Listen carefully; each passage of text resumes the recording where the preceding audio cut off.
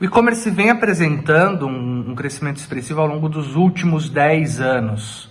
Esse crescimento orgânico ele se deve, está intimamente relacionado ao avanço tecnológico e às implicações que esse avanço tecnológico traz nas relações de consumo.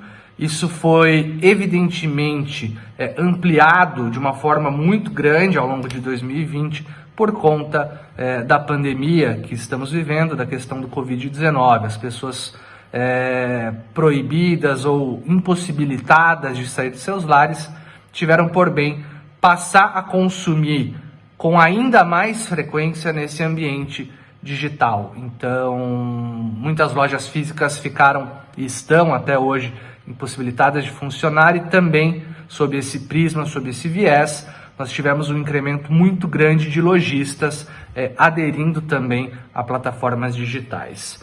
Em termos tributários, o e-commerce ele começa a chamar a atenção do fisco no Brasil em meados de 2011, quando foi editado o Protocolo 21, por meio do qual alguns estados resolveram alterar, de forma até então, à época, inconstitucional, a dinâmica da incidência do ICMS nas operações interestaduais que destinavam mercadorias a consumidor final não contribuinte do imposto. Embora o Protocolo 21 tenha sido de mercadorias a consumidor final não contribuinte do imposto. Embora o Protocolo 21 tenha sido declarado posteriormente inconstitucional pelo STF, foi justamente esse movimento político que acabou ocasionando ou ensejando a alteração da Constituição Federal, a Emenda Constitucional 87 de 2015, por meio da qual foi justamente alterada essa dinâmica, passando a ser devido o DIFAL pelo e-commerce vendedor ou pelo varejista vendedor nessas operações interestaduais para pessoa física consumidor final. Sob o ponto de vista de marketplaces, também existe bastante pontos a serem explorados ou a serem objeto de atenção sob o ponto de vista tributário.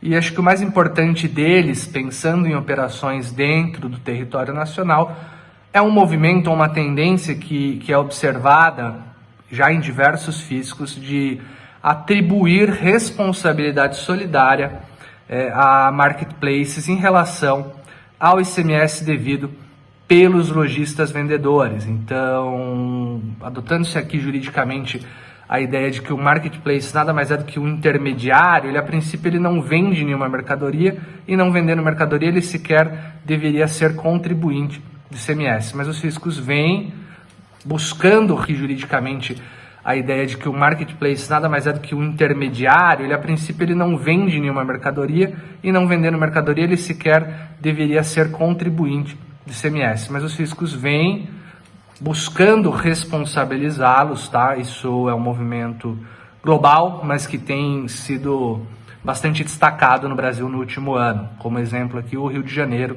editou recentemente uma norma exatamente nesse sentido.